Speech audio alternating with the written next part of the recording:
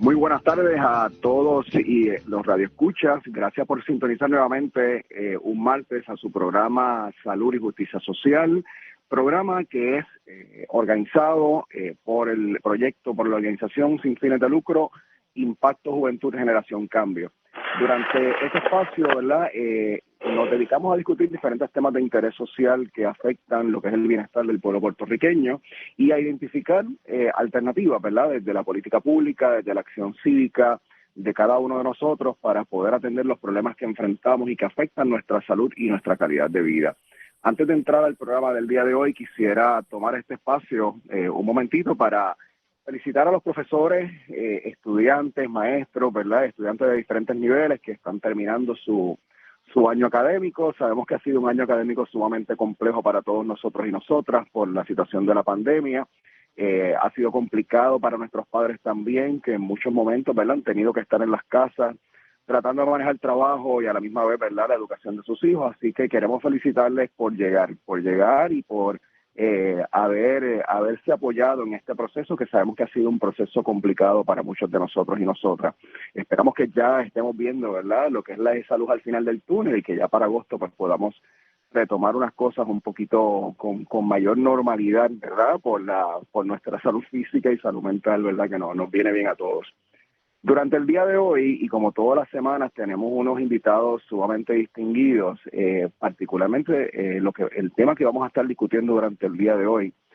Cuando yo leía el informe que van a estar discutiendo nuestros dos invitados, me parece inaudito que este tema no esté causando mayor revuelo en nuestro país. Y el tema que vamos a estar trabajando es el tema de los desórdenes de adicción y la trata de seres humanos en Puerto Rico. Y para discutirlo, me alegra muchísimo tener conmigo durante el día de hoy a la doctora Carmen Albizu García, que es profesora e investigadora de la Escuela Graduada de Salud Pública, y al licenciado Oscar Miranda Miller, que es decano asociado para asuntos académicos de la Escuela de Derecho de la Universidad de Puerto Rico y profesor de Derecho Penal. Bienvenidos a ambos, qué bueno que están con nosotros. Saludos, Eduardo. Muchísimas gracias por la invitación y muchos saludos para tu radio audiencia. Gracias por tenernos con ustedes. Gracias a ustedes dos por estar dispuestos, ¿verdad?, a estar en este espacio y poder discutir este tema que, como dijo Ida, ¿verdad?, me parece inaudito que no estemos escuchando más sobre esto en los medios de prensa y que no haya causado mayor revuelo, ¿verdad?, tanto a nivel legal como en la discusión pública. Pero antes de entrar al tema, me gustaría que nos hablaran un poquito sobre ustedes, ¿verdad? ¿Cuál es su trasfondo? ¿A qué se dedican? ¿Verdad? ¿Qué tipo de investigación hacen si están haciendo investigación? Vamos a empezar por Carmen. Bueno, pues sí, yo desde el 1995 estoy ubicada en la Escuela Graduada de Salud Pública de la Universidad de Puerto Rico. Hay varias escuelas de salud pública, programas de salud pública en la isla. Esta es la Escuela Graduada de Salud Pública. Y estoy vinculada a un centro de investigación que trabaja con problemas tradicionalmente que tienen que ver con la utilización de servicios de salud y que ha dedicado mucha de la energía en trabajar específicamente con los servicios para personas con trastornos mentales y trastornos de uso de sustancia y otras condiciones que coexisten con mayor prevalencia en estos grupos, como son el VIH y la hepatitis C. Y nuestro trabajo, ¿verdad?, que ya llevamos un tiempito, también ha enfocado en las carencias de servicios para personas encarceladas por problemas ¿verdad?, de uso de drogas y aquellas que han sido sentenciadas a supervisión comunitaria bajo el el sistema de justicia criminal. Así que ese es un poco, ¿verdad?, la gama amplia de los temas que hemos estado trabajando desde entonces. Excelente. ¿Y nuestro otro invitado? Pues por mi parte, mi trasfondo es como de abogado defensor. Yo fui abogado de la Sociedad para Asistencia Legal y voy para 10 años como profesor de Derecho en la Escuela de Derecho de la Universidad de Puerto Rico, donde trabajo temas vinculados al derecho penal y a la profesión jurídica. Y he tenido, ¿verdad?, la dicha de que Carmen me reclutó para unirme a este esfuerzo transdisciplinario. Excelente, de verdad, me honra, ¿verdad?, tenerles en este espacio para poder dialogar sobre este tema. Antes de que entremos a hablar sobre el informe, ¿verdad?, y la investigación que ustedes llevaron a cabo, me gustaría primero dialogar, ¿verdad?, que le hablen un poquito al público sobre qué son los desórdenes de adicción, ¿verdad?, cuál es la definición de desórdenes de adicción y cuál es la prevalencia de estos desórdenes de adicción en Puerto Rico. Yo creo que es importante dialogar sobre esto, ¿verdad?, porque por mucho tiempo esto ha sido uno de los problemas, ¿verdad?, que más nos ha preocupado a nosotros en el país. Y creo que es importante, ¿verdad?, que lo trabajemos desde un punto de vista de salud pública, que comencemos a entender, ¿verdad?, cuáles son estas definiciones, cuál es la prevalencia y cuáles son esos factores de riesgo. Bueno, pues vamos entonces un minutito a mirar que la clasificación clínica, ¿verdad?, cómo uno determina que una persona cumple criterios para un trastorno de uso de drogas, que desde que se adoptó por la psiquiatría y las ciencias de la conducta el DSM-5, el manual de diagnóstico, pues ya no hablamos tanto de adicción ni de abuso o dependencia, sino de trastornos de uso de drogas que tienen diferentes niveles de severidad, como pasa con un diabético que puede tener, ¿verdad?, una condición relativamente controlable, a aquella persona que sí desencadena su diabetes en algo mucho más serio, con muchas más complicaciones que afectan no solamente su funcionalidad, sino posiblemente su vida. Lo mismo pasa con los trastornos de uso de drogas. Y cuando hablamos de drogas, no estamos hablando exclusivamente de las drogas ilícitas, aquellas que por decisiones no científicas y de otra índole más de control poblacional y sobre todo de control de los grupos de raza, étnicos y raciales minoritarios en Estados Unidos, se entroniza sobre todo en ese país líder.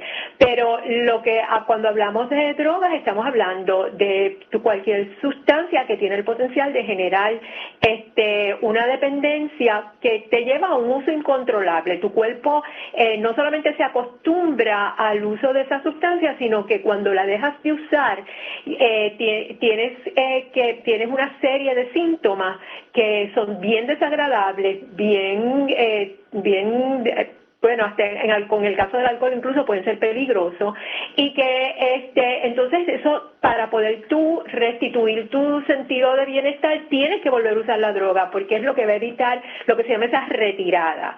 El asunto es que cuando estamos pensando en drogas en Puerto Rico, siempre se piensa en drogas ilegales, cuando sabemos, por ejemplo, que las drogas recreativas que más se asocian por su efecto farmacológico, el efecto directo de la droga sobre diferentes partes del cuerpo humano, son el alcohol y el tabaco, y que la más peligrosa de todas es el tabaco. Sin duda alguna, la nicotina es mucho más adictiva que, digamos, la heroína.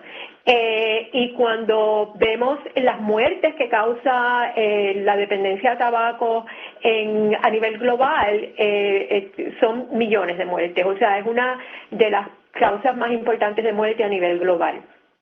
Y sin embargo, porque hemos glorificado algunas drogas, ¿verdad?, y en cierto modo demonizado otras, lo que nosotros siempre asociamos con el uso de drogas psicoactivas, pues son aquellas que desde más que nada desde la década de los 60 han estado controladas y prohibidas, y en algunos lugares criminalizado el uso.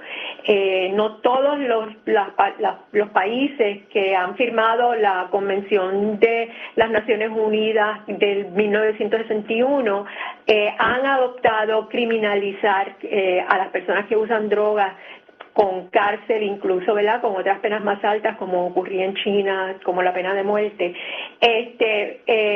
Y entonces tenemos esta discrepancia entre drogas que también generan problemas serios de salud pública, como el alcohol y el tabaco, y estas otras drogas ilícitas cuyo efecto nocivo principal radica no necesariamente en el efecto de la droga en el cuerpo humano, sino en las condiciones que bajo las cuales estas se usan. En las condiciones de la prohibición genera problemas que son peores que el uso de la droga misma, como puede ser el que, ¿verdad?, en el caso de la heroína, el que por ser una droga ilegal y tú tratar de evitar de que te puedan detectar usándola, pues podrías por muchos años no tener acceso a jeringuillas limpias, tener que usarlas bajo condiciones verdaderamente insalubres, que pues han contribuido a que muchas personas hayan sufrido como consecuencia de su problema de drogas bajo la ilegalidad, en que han sido sujetos a padecer de condiciones prevenibles, incluso de muerte prematura y sobre todo de encarcelación.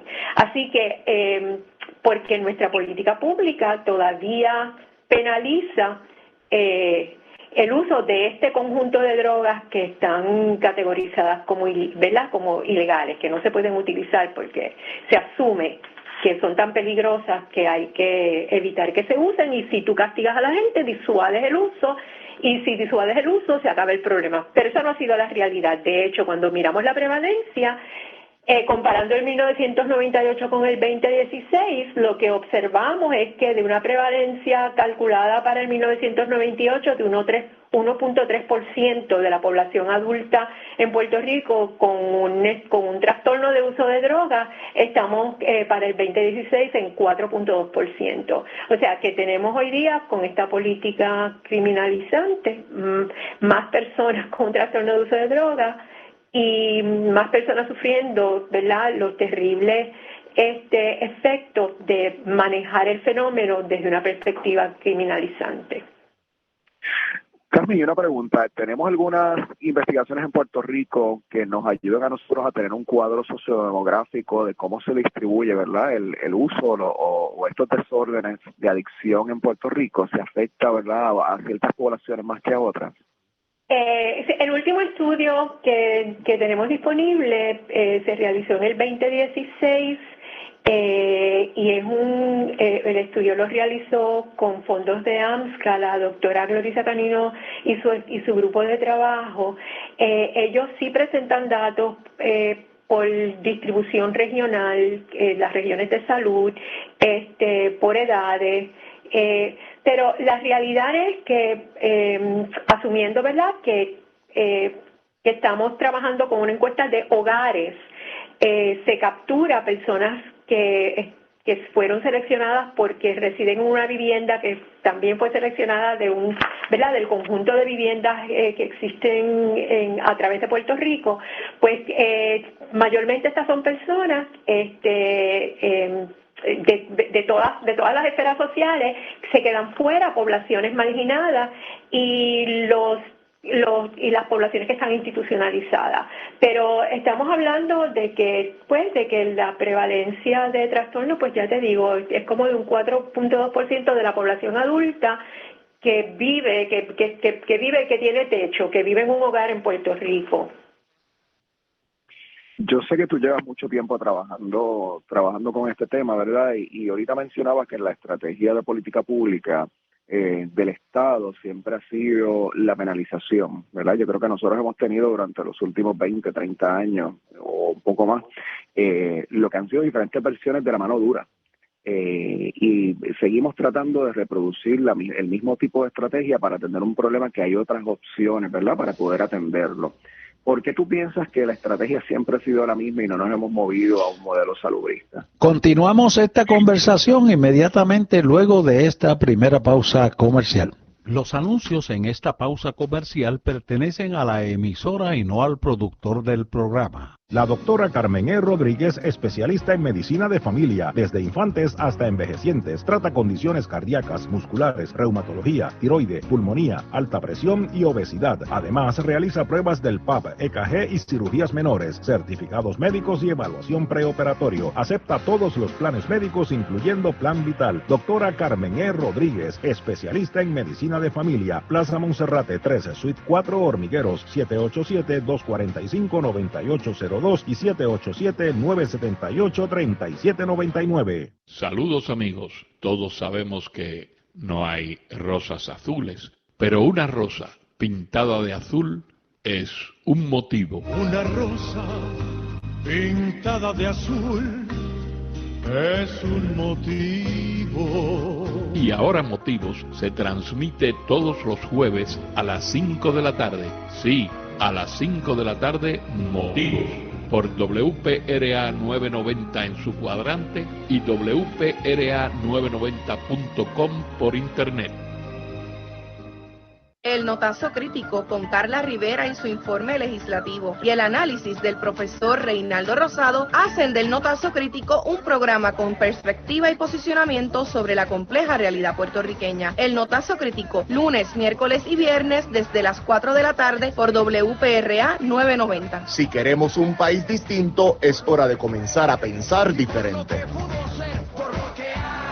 Hola amigos, soy Fabiola Blondet, productora del programa de entrevistas Soluciones a tu alcance. Escucharán expertos en temas como salud, sociales, económicos y políticos que puedan mejorar nuestra calidad de vida. Jueves de 4 a 5 de la tarde y 8 a 9 de la noche por la primera de Mayagüez WPRA 990M, internet WPRA990.com, Tuning Radio WPRA 990 AM. Martes de 8 a 9 de la noche, 7:10 AM, internet WKJB710.com, Tuning Radio WKJB 710 AM. Búscame en Facebook y YouTube, Soluciones a tu alcance.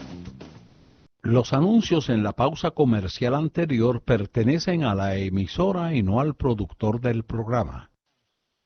De regreso aquí a su programa Salud y Justicia Social. Carmen, cuando nos fuimos a la pausa, te preguntaba por qué tú piensas que hemos tenido poco cambio o ningún cambio en lo que ha sido la estrategia de política pública para atender este problema en Puerto Rico, y siempre seguimos reproduciendo diferentes versiones de la mano dura para poder atenderlo y no nos movemos a un modelo salubrista. Bueno, se ha construido socialmente la norma, ¿verdad?, de que esto es un problema que hay que manejarlo con mano dura. Eso se ha construido, y como también hemos construido la figura de la persona que tiene un problema de uso de drogas como una persona moralmente irresponsable, una persona que, ¿verdad?, que tiene fallas de carácter y que, por tanto, incurre en una conducta que la sociedad no sanciona porque se inserta en una conducta viciosa, ¿verdad?, porque se construye el problema como un vicio, y por eso pues se enfrentan estos acercamientos moralistas de que, ¿verdad?, de que tú lo que tienes que hacer es bregar con tu moral, ¿no? Pues eso ha facilitado el que se puedan aprovechar de esa norma social que ya está tan arraigada en tantos sectores de la sociedad. Todas aquellas empresas tanto de la economía ilegal como de la economía legal que se benefician de la guerra contra las drogas. Podemos identificar las fuerzas de vigilancia, como son no solamente la policía, pero todas las fuerzas que se han creado para supuestamente manejar, especializadas en el asunto del trasiego de drogas y su consumo, que han ido creciendo y creciendo y creciendo y creciendo hasta el punto que hoy en Estados Unidos casi un 60% de las comunidades en Estados Unidos viven bajo un área que se ha definido como una área de alta intensidad de tráfico de drogas. Eso implica más dinero para las agencias de seguridad. Si tú miras las cárceles privadas ¿verdad?, que afortunadamente pues en Puerto Rico dejaron de existir hace ya bastante tiempito, pero en Estados Unidos es ahora que se les está metiendo mano. Estas son instituciones que venden acciones en la bolsa de valores y que para pagarle dividendos a sus accionistas tienen que asegurarse que hacen mucho dinero. Y la manera en que hacen dinero es asegurando que haya gente presa y por mucho tiempo. Y se convierten en cabilderos para estados, sobre todo, que tienen alta tasa de desempleo, para pedirle a estos estados que soliciten que enmienden sus leyes para que se acojan a leyes, lo que llaman en inglés the Truth in Sentencing Act, de manera que entonces sean elegibles para fondos federales para construir prisiones que entonces ellos vienen a administrar, pagadas por entonces, subvencionadas por el Estado, pero que el dinero, ¿verdad? El dinero que ellos reciben es un dinero que como único ellos van a poder asegurar que satisface sus ambiciones económicas es si tienen mucha gente presa. Y así tú puedes seguir identificando muchos sectores, los bancos que lavan dinero, la economía, la industria armamentaria. Cuando se acabó la Guerra Fría con la Unión Soviética, una de las cosas que empezó a ocurrir es que estos excesos de armas que se habían generado en Estados Unidos empezaron a ser transferidos a las policías municipales, y recordarán, creo que fue en Ferguson cuando tuvimos estos atentados en contra de la población afroamericana, que habían tanques de guerra guiados por la policía caminando por las calles. Así que hay toda una industria legal que se beneficia. Se benefician aquellas personas que ¿verdad? que las corrompe el narcotrasiego. Y esa corrupción se ha demostrado que ocurre en la policía. De hecho, hay un estudio del Congreso de los Estados Unidos, de la Oficina de Auditabilidad del Congreso de los Estados Unidos, que demuestra que en aquellas ciudades en los Estados Unidos donde se dependía mucho de informantes para atender el asunto de identificar usuarios de droga y trasiego, había mucha más corrupción que en otras jurisdicciones. Han habido jueces que se han visto involucrados en corrupción, donde se les ha pagado para que sentencien, por ejemplo, niños y jóvenes a instituciones, a hogares correccionales para la juventud, como ocurrió en Filadelfia, un escándalo que se llamó Kids for Cash, niños a cambio de dinero, donde las cárceles privadas, esas instituciones privadas, le pagaban a los jueces porque sentenciaran niños a sus instituciones. De manera que la corrupción, el enorme dinero que el narcotráfico tiene, que supera los ingresos de muchos estados, los bancos que lavan dinero y le pagan una multa pequeña por todo ese dinero que pasa por sus instituciones. Todo esto contribuye y contribuye a que hayan intereses creados ya en la economía legal, y sobre todo en Estados Unidos, que es el país donde más drogas ilícitas se consumen en el mundo entero. Y es el país que tiene más gente viviendo tras las rejas en proporción a su población de todo el planeta. Así que es una lucha difícil, porque pues estás bregando, a pesar de que el discurso se plantea como un discurso de seguridad pública, verdaderamente se ha tornado en un discurso de beneficios económicos para unos sectores enormes de la economía legal también. Carmen, déjame voy a hacer una pregunta. Eso de que Estados Unidos es el país donde más drogas se utilizan, y con lo que acabas de decir en este segmento, el que está en el control y yo estamos aquí bobos escuchando esa información, también Estados Unidos, precisamente por esa ecuación, estoy casi seguro que es el país donde más personas están encarceladas. Sí, de hecho, pues Estados Unidos constituye, ¿verdad? La población de Estados Unidos constituye el 5% de la población mundial. Sin embargo, 25% de todas las personas apresadas en el mundo se encuentran en Estados Unidos, ¿ok? Así que es el país que más gente encarcela, la mayoría de ellos afrodescendientes e hispanos, pese a que el uso de drogas en la población, y blancos pobres, ¿no? Personas blancas y hispanas pobres, pero pese a que en ese país las personas afrodescendientes y las personas hispanas no tienen una prevalencia de consumo de drogas mayor que el de las personas blancas. Esa era la próxima pregunta que te iba a hacer, pero ya la contestaste, ¿verdad? Que un poco hablar sobre la disparidad que hay en la manera que el gobierno de los Estados Unidos, ¿verdad? Y aquí en Puerto Rico también trabajamos con las personas que son usuarios de drogas y el tipo de droga. La disparidad que existe en términos de la cantidad de personas latinas, afroamericanas, personas de comunidades pobres que están tras las rejas por el uso de drogas.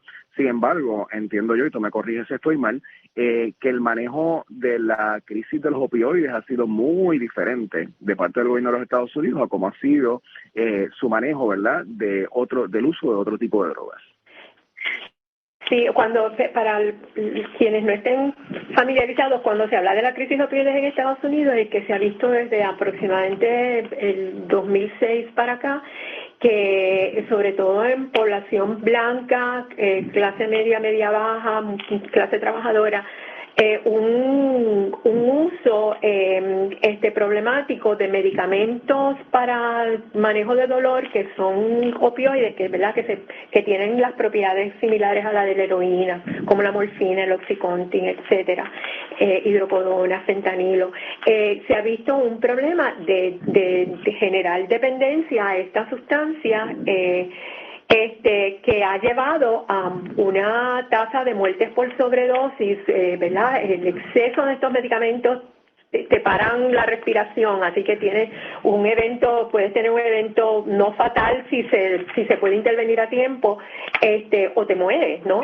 Y entonces Estados Unidos es el país que más muertes por sobredosis en proporción a la población ha tenido a nivel mundial entre los países desarrollados, y esto le han llamado las muertes por desesperación, donde aparentemente, ¿verdad?, pues personas han utilizado estos medicamentos no solo para control de dolor, sino para control de dolor físico, corpóreo, sino también para dolor emocional, psíquico, sobre todo en estas personas de clase media trabajadora que fueron despojadas de empleo o con pocas probabilidades de mantener empleo cuando empieza, ¿verdad?, con este auge de la globalización, la exportación de las industrias y los trabajos fuera de Estados Unidos.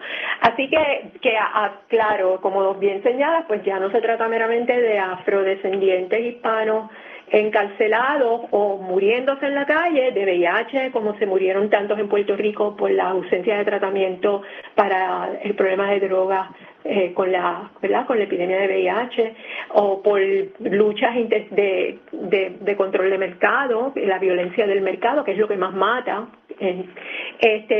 Y ahora que la población blanca se está viendo afectada, pues han habido unas respuestas diferentes de parte del gobierno federal para bregar con tratamiento y con reglamentar el uso de estos medicamentos, porque el asunto es que por la misma percepción de la naturaleza del fenómeno, de que estas personas son unos viciosos, yo escuché un legislador hace mucho tiempo en C-SPAN decir en una audiencia para financiar el sector de tratamiento de trastornos de drogas en Estados Unidos, que él no iba a apoyarlo, porque si le dábamos tratamiento a la gente, le podíamos mandar la idea de que uno podía salir del problema, y que para que la gente supiera cuáles son las consecuencias nefastas de usar drogas, no se les puede dar tratamiento. Y por tanto, en Estados Unidos, hasta casi ahora, para cada 100 personas, digamos, con un uso problemático de opioides, había capacidad para un 15% de ellas, 15 de cada 100. Y ahora es que está habiendo intención de expandir tratamiento. Sí, es importante destacar eso, ¿verdad?, para que veamos la disparidad y como muchas veces, ¿verdad?, lo que son las visiones racistas del sistema, las opresiones sistémicas, ¿verdad?, que están representadas en la manera en que se formula la política pública y que se ejecuta esa política pública, impacta lo que son las consecuencias, ¿verdad?, del uso de estas drogas, ¿verdad?, en diferentes poblaciones. Pero no quiero, de eso podemos hacer un programa completo, Carmen, y me gustaría entrar ahora contigo. Eduardo, vamos a la segunda pausa comercial de las 3 que tenemos en el programa y regresamos de inmediato. Siga con nosotros en Dialogando con Toti Figueroa, pero ahora escuchemos juntos estos importantes mensajes. Carlos, estoy pelado, necesito chavo. Olvídate de eso, el problema está resuelto. Coop Aguada te da hasta 60 días para pagar. Solicita tu préstamo hoy, haz tu primer pago en 60 días. Llama, oriéntate 868-2115, 806-3000. Ciertas restricciones aplican. Acciones y depósitos asegurados por cosas hasta 250,000, no por gobierno federal. Sangría Sangre Boricua, la que tú prefieres, recibe un nuevo miembro en su familia. Sangría Sangre Boricua de parcha, deliciosa, sabrosa, distribuida por los Nenes Distributors. Sangría Sangre Boricua, de venta en Franco y Compañía, supermercados y otros lugares donde se consigue bebidas. Sangría Sangre Boricua de parcha. Si lo que buscas al comprar zapatos y carteras es calidad y variedad a los mejores precios, solo en La Gloria lo encontrarás. En La Gloria tienen un estilo para cada miembro de tu familia. Estilos elegantes, casuales o deportivos, para ella o para él, para chicos y grandes. Visita La Gloria hoy mismo y escoge el estilo de zapato y cartera que más te gusta. Y recuerda, tus pies en la tierra, tus zapatos en La Gloria. Little Caesars, la mejor pizza, la más sabrosa y la de mejor precio, continúa con su pizza grande Hot and Ready por solo $6.99. Siempre disponible en horas de servicio, siempre calientita. La mejor oferta en pizzas en todo Puerto Rico. La pizza grande Hot and Ready. Todo el día, todos los días por $6.99. Little Caesars, pizza. Demorarte en acudir a una sala de emergencias provoca que tus condiciones se compliquen aceleradamente. En la sala de emergencias del Hospital de la Concepción, tu salud está en seguridad y confianza con nuestros estrictos protocolos. Pensando en tu tranquilidad, te atenderá personal exclusivo para tu emergencia en el Hospital de la Concepción. Decide por ti y por tu bienestar. Visita a tiempo nuestra sala de emergencias. Somos el Hospital de la Concepción. Mi hospital seguro. Escucharon mensajes muy importantes de nuestros auspiciadores. Apoya el programa Dialogando, comprando en y patrocinando a nuestros auspiciadores. Y déjenles saber que ustedes escuchan el programa. Y ahora seguimos dialogando con Toti Figueroa. De regreso a su programa Salud y Justicia Social, quiero entrar ahora inmediatamente a la segunda parte de este tema tan importante, que es la investigación que llevan a cabo los dos colegas que están con nosotros en el programa. Y quiero comenzar dando el preludio, ¿verdad?, de que en el 2015 la Comisión de Derechos Civiles de Puerto Rico realiza o peticiona una investigación por una preocupación que existía sobre la condición de las personas sin hogar en Puerto Rico, personas, ¿verdad?, que tenían, que estaban diagnosticadas con algún tipo de desorden, de adicción, y estas personas se estaba dando lo que era el fenómeno del traslado, que estoy diciendo se estaba dando, no estoy seguro, me gustaría que Carmen y Oscar nos aclararan, la ocurrencia del fenómeno del traslado, con estas personas, las cuales eran trasladadas a los Estados Unidos supuestamente para recibir tratamiento, y entonces había una preocupación acerca de este proceso, qué era lo que estaba pasando y cuál era el resultado para estas personas. Entonces, Carmen y Oscar, que quiero preguntarle que nos hablan un poquito acerca qué era este fenómeno del traslado, qué era lo que estaba pasando, y lo estoy diciendo en pasado nuevamente sin saber si esto es algo que todavía es una práctica en nuestro país. Bueno, no podemos concluir que no se estén llevando a cabo traslados irregulares o por lo menos irresponsables en estos momentos. Lo que sí nos da la impresión es que ha disminuido un poco la práctica en la medida en la que se ha arrojado luz sobre ella, ¿verdad? Y ha habido cierta cobertura mediática. Aún antes de que nosotros iniciáramos nuestro estudio en Puerto Rico y en algunos lugares de Estados Unidos como en Filadelfia, se llevaron a cabo investigaciones y reportajes importantes que empezaron a señalar, ¿verdad?, o a alumbrar esta situación en la que personas vulnerables, personas de escasos recursos económicos, personas deambulantes, personas con uso problemático de sustancias, eran básicamente exportados a ciudades de Estados Unidos bajo engaño o bajo coacción en algunos casos, para terminar siendo almacenados en supuestos centros de tratamiento en los que no se ofrecía ningún tratamiento, nada, en algunos casos terminar siendo explotados, a veces con gran frecuencia, y así es que los periodistas y autoridades en lugares como Filadelfia se dan cuenta de esto, terminaban en la calle deambulando sin dominar el idioma, pasando frío y con su problema de uso de sustancias igual o peor que cuando estaban en Puerto Rico. Creemos que ahora mismo ha disminuido un poco, pero esto lleva sucediendo por años, por muchos años, y de hecho la policía de Puerto Rico tenía un programa que estaba muy activo como intermediario en estos traslados y hemos conseguido datos de la propia policía conforme los cuales en un periodo de unos cuantos años ellos reconocían haber ayudado en el traslado de más de 759 personas entre el 2005 y el 2014. Eso es meramente lo que surgía de los datos de la propia policía en el periodo 2005-2014. Esto venía sucediendo desde antes, estuvo sucediendo después, o sea que estamos hablando de miles, probablemente miles puertorriqueños que han sido trasladados. ¿Y trasladados por qué? Bueno, en el fondo, porque hay un problema de falta de servicios de tratamiento contra o para la adicción en Puerto Rico, ¿no? Hay una gran brecha de servicios, de eso Carmen puede abundar. Pues en este país estas poblaciones tienden a ser marginadas, tienden a ser estigmatizadas y entonces el deambulante, el adicto en la calle se concibe como un estorbo público y la reacción instintiva, el knee-jerk reaction de los comerciantes y de los alcaldes es sacarlos, ¿verdad? Porque me afean el municipio. Y una manera de hacerlo, en una época se montaban deambulantes en guaguas y se abandonaban en otros pueblos lejanos, pero una manera más eficiente de limpiar el municipio es transportando a la gente a Estados Unidos.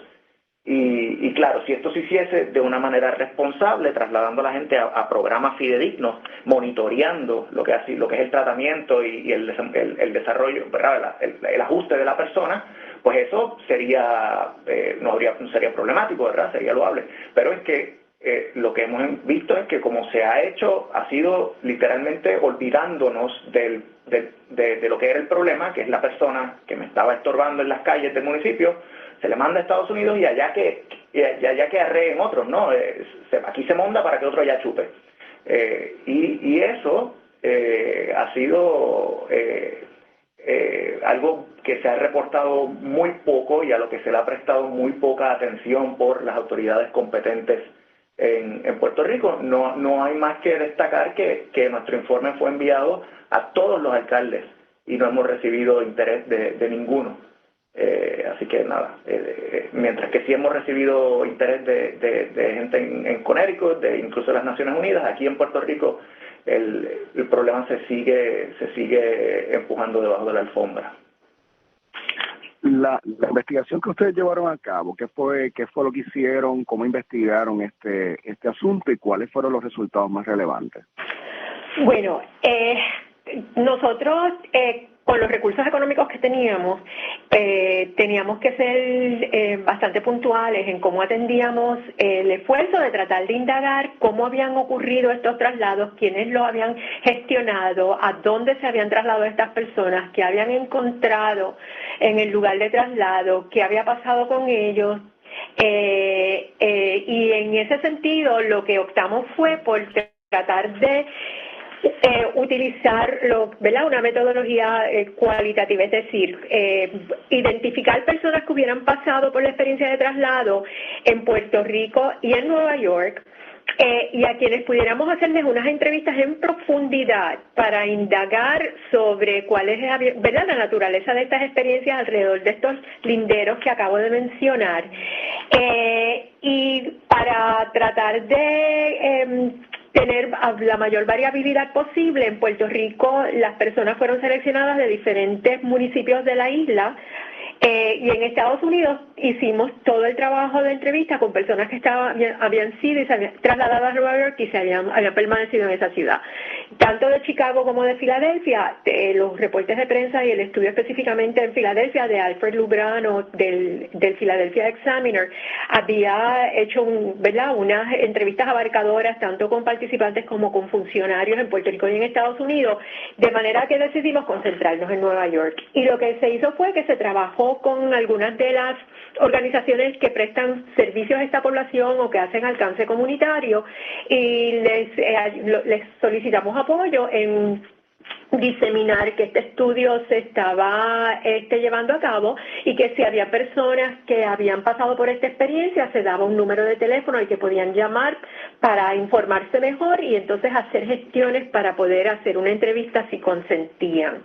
Así que fue así como logramos estas entrevistas de 20 participantes con la ventaja de que tuvimos personas que sufrieron su primer traslado entre 1994 al 2000 hasta gente que había sido trasladada en el 2018. Así que fue interesante porque había bastante diversidad en las experiencias, bastante diversidad en las fechas de traslado, pero congruencia, consistencia en lo que todos tenían que decir sobre lo que habían experimentado, tanto en Nueva York como en Puerto Rico. Además de eso, entrevistamos informantes clave de personas que trabajan con población sin hogar en Puerto Rico porque ellos fueron de las primeras personas que dieron a conocer que este fenómeno se estaba dando a cabo, porque en Puerto Rico para la época del 2000 estudios que se hicieron sobre la población sin hogar demostraban que la mayoría de las personas que no tenían hogar en Puerto Rico eran personas que ya habían sufrido distanciamiento social, rechazo social y estaban viviendo en la calle y que los servicios de supuesto tratamiento que existían en la isla, que eran todos residenciales, con la meta de que tú tienes que dejar de usar la droga, o sea, lo que llamamos la abstinencia, y que no aceptaban bajo ninguna circunstancia personas que estuvieran usando medicamento alguno, ya fuese para un trastorno de salud mental, como los medicamentos que sabemos que son, ¿verdad?, el tratamiento efectivo para el trastorno de uso de opioides, como es la metadona, como es la buprenorfina. No aceptaban a nadie que estuviera usando tratamiento.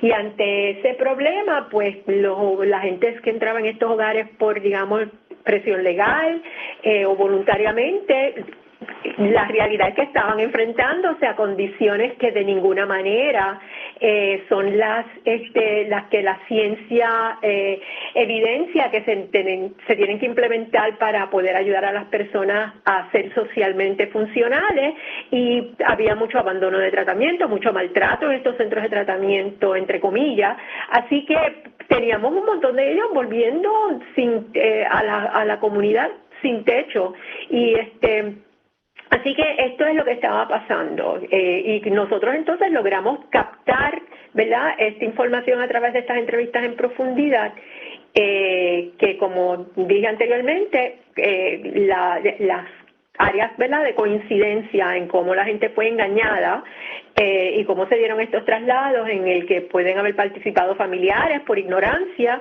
la policía, y organizaciones religiosas, cómo fue que ocurrieron.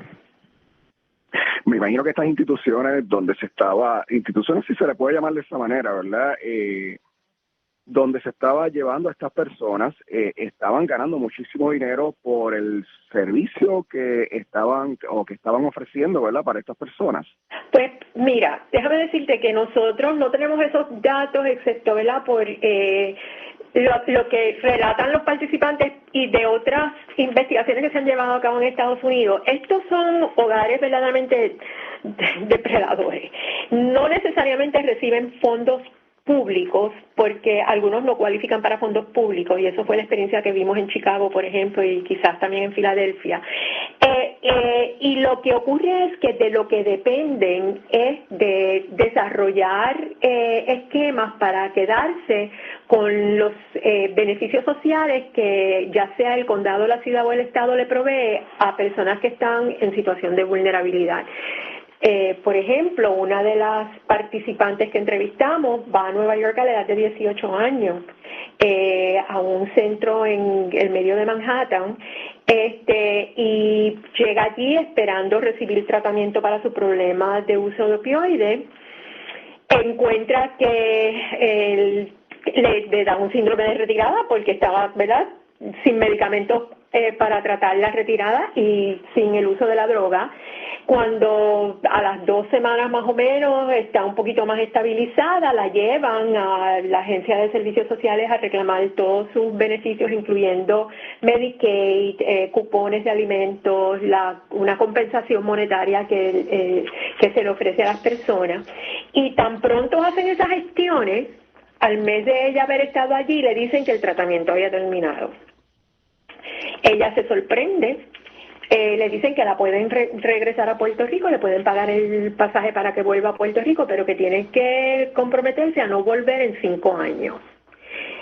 Cuando ella se le pregunta que por qué 5 años, ella no supo contestar. Cuando nosotros decidimos buscar cuáles son las reglas para los programas de asistencia social en Nueva York, en la duración a través de tu vida, ¿verdad? El tiempo máximo por el cual tú puedes recibir estos apoyos sociales son 5 años. Así que no es coincidencia, ¿verdad?, que le hayan dicho no puedes volver en 5 años, porque si ella vuelve y solicita ayuda, se van a dar cuenta que las ayudas estaban ya siendo desembolsadas al hogar donde ella había sido trasladada.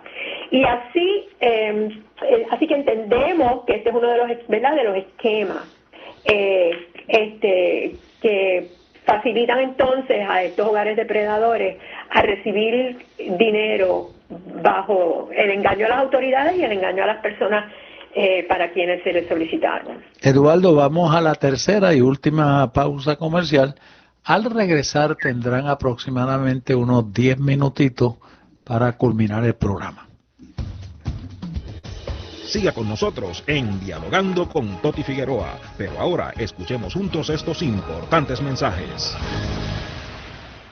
Sigues pelado porque te da la gana. Copaguada te trae ahora desde un 2.99% APR y sin firma hasta $25,000. Escuchaste bien, hasta $25,000 desde un 2.99% APR y sin firma. Llama hoy 868-2115, 806-3000, sujeto a nuestras normas de crédito. Ciertas restricciones aplican. Acciones y depósitos por COSEC hasta $250,000, no por agencia federal.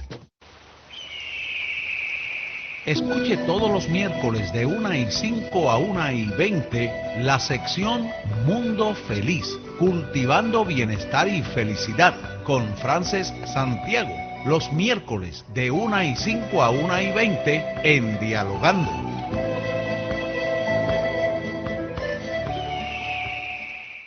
Dos poderosos del oeste, Coop Rincón y Triangle Dealers, se unen para financiar tu auto nuevo con APR desde 1.95. Coop Rincón te aprueba y Triangle Dealers te monta en el AutoFest. ¡Aprovecha! Sujeto a aprobación de crédito. Fondos asegurados por COSEC hasta $250,000.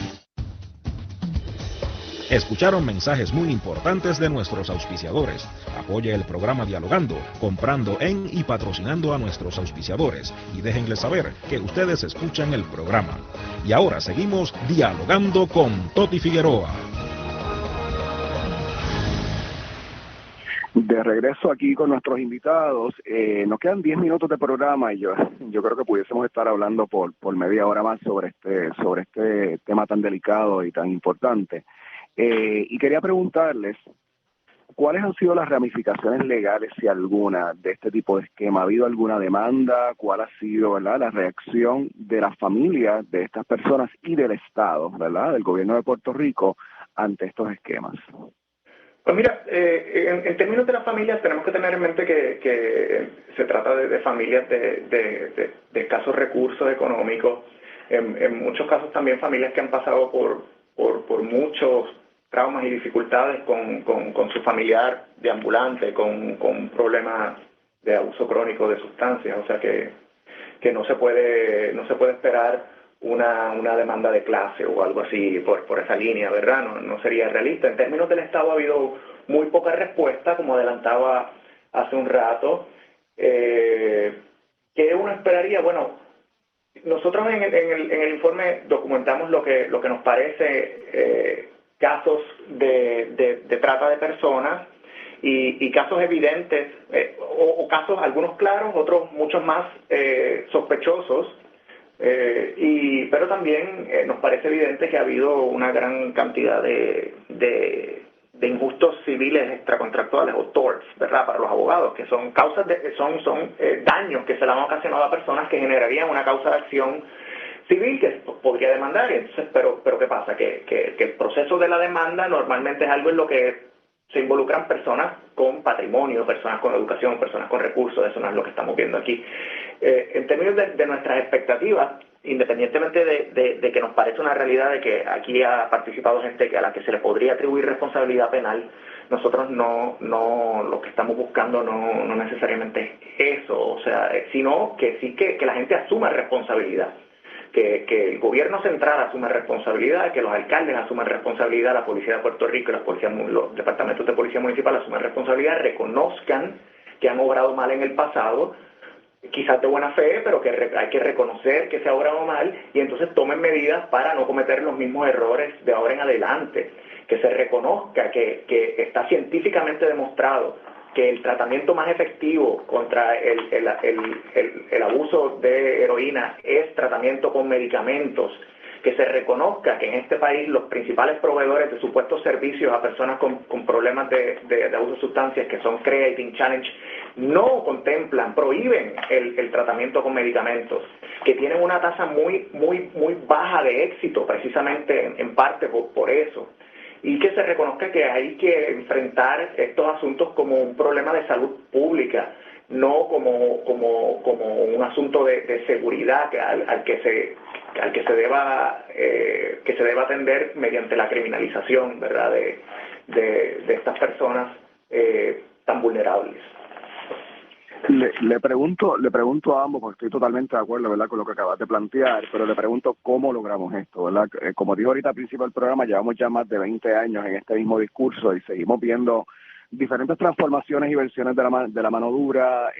Ahora ustedes introducen, ¿verdad?, este análisis de este esquema que básicamente, ¿verdad?, todos estos esquemas lo que hacen es vulnerabilizar los cuerpos de las personas, ¿verdad?, que sufren de algún tipo de adicción, personas que son sumamente vulnerables en nuestra sociedad, como bien tú apuntas, ¿verdad?, en términos de la pobreza de muchas de las familias y los traumas que han vivido.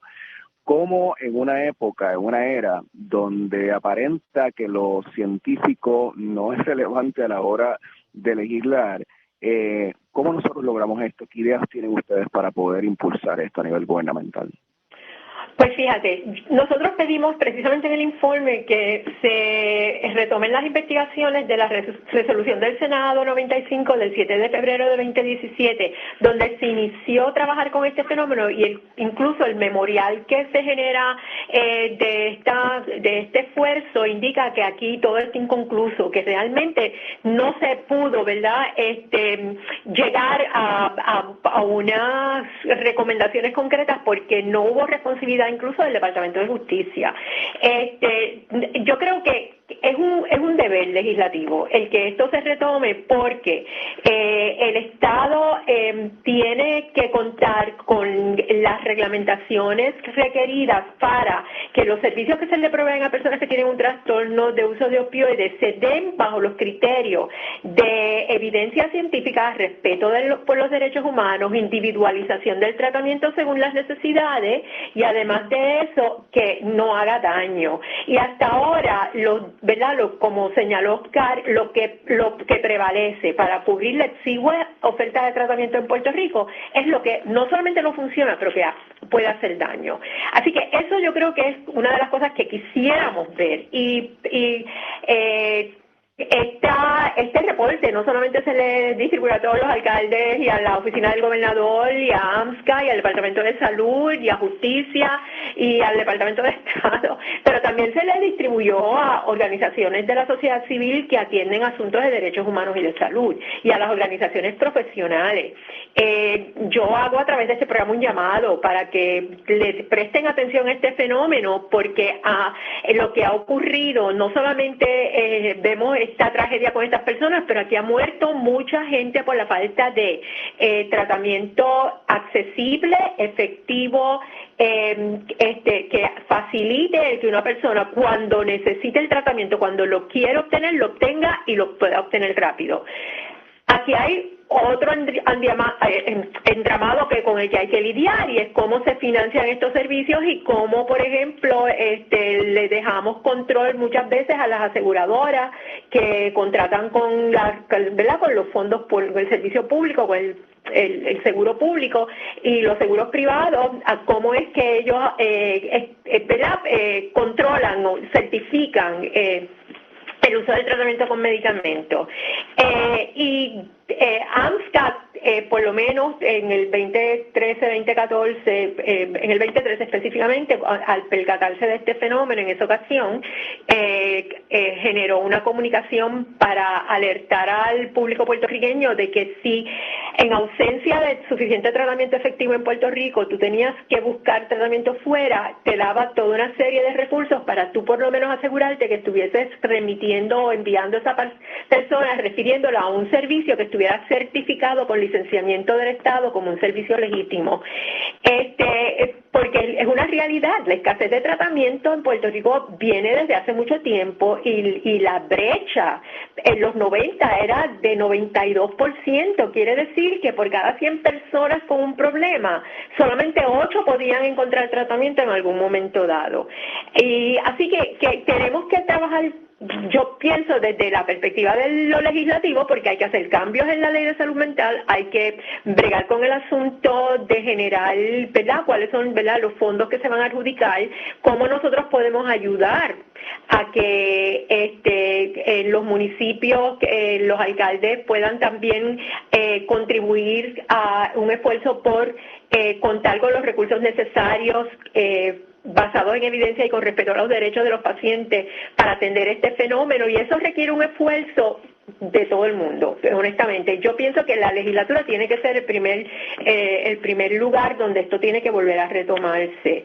Y como decía Oscar, ya por ejemplo, en las Naciones Unidas, la Oficina de Drogas y Delitos generó una comisión para estudiar la corrupción en el tratamiento de los trastornos de uso de drogas a nivel internacional, y entre las cosas es que encontraron que el reporte que nosotros generamos ha sido uno de los pocos que existen sobre este componente de la corrupción en el tratamiento, y ya estamos colaborando con ellos, estamos reuniéndonos con la oficina de Ginebra en Suiza para empezar a trabajar en otros proyectos que ayuden a traer esto ante la mayor atención internacional y en buscar medidas para atenderlo. Nosotros no hemos diseminado el estudio en Estados Unidos, pero lo estamos por hacerlo en las autoridades federales de allá y las organizaciones de salud mental y trastornos de uso de sustancias a nivel municipal y estatal en las áreas, ¿verdad?, donde esto está ocurriendo. Estamos por hacerlo, pero ya CISA, ¿verdad?, se nos ha comunicado gente del Departamento de Corrección de Connecticut que están preocupados por este fenómeno, y estamos prontos a tener una serie de reuniones con ellos. Así que esperamos que gracias a ustedes, porque tampoco hemos tenido mucha visibilidad en la prensa, que podamos dar a conocer este fenómeno y ayudar a que la gente entienda que lo que facilita y que esto ocurra es el atribuirle maldad, peligrosidad, inmoralidad a la gente que tiene un uso problemático de droga.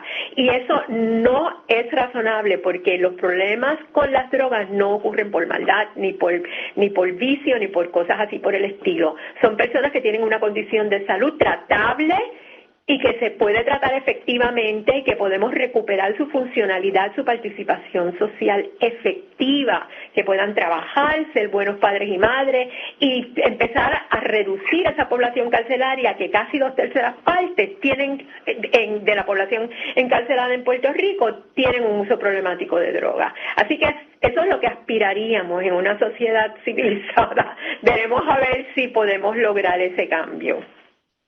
Sí, yo creo que eso es un tremendo punto, Carmen. Yo creo que no solamente con el uso de droga, ¿verdad?, sino con otras conductas, y lo hemos visto durante la pandemia, ¿verdad? Esta visión individualista de lo que son estos fenómenos, ¿verdad?, es algo con lo cual tenemos que atender, porque no es echarle la culpa a la gente, es ver cuáles son los factores en nuestra sociedad, en nuestro sistema que aportan a esto, ¿verdad?, y cómo podemos ayudar a estas personas utilizando modelos que estén basados en la ciencia, no en lo que nosotros sentimos, no en perdonando, ¿verdad?, las personas que religiosas que escuchan el programa, no lo que dice la Biblia o lo que dice mi religión, sino qué es lo que dice la ciencia que está funcionando para poder ayudar a esta gente, porque eso es importantísimo no solamente para la persona, sino para nuestra sociedad como tal, ¿verdad?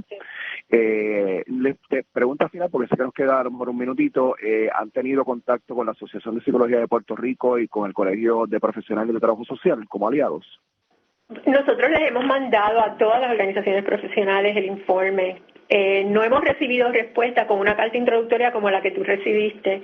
No hemos recibido indagaciones de alguna de estas organizaciones, pese a que cuentan con nuestra dirección electrónica ¿verdad? En la carta de presentación del informe. Yo te diría, al Colegio de Abogados se le envió también, Amnistía, a APLU y a otras organizaciones de la comunidad. Jóvenes, perdonen, pero tengo que interrumpir, se me acabó el tiempo del programa. Muchas gracias a los tres y a ustedes los oyentes. Hasta la próxima semana. Hemos llegado al final de otro programa Dialogando con Toti Figueroa. Esperamos hayan disfrutado el mismo. Toti Figueroa les da las gracias y se despide hasta el próximo programa. Buenas tardes.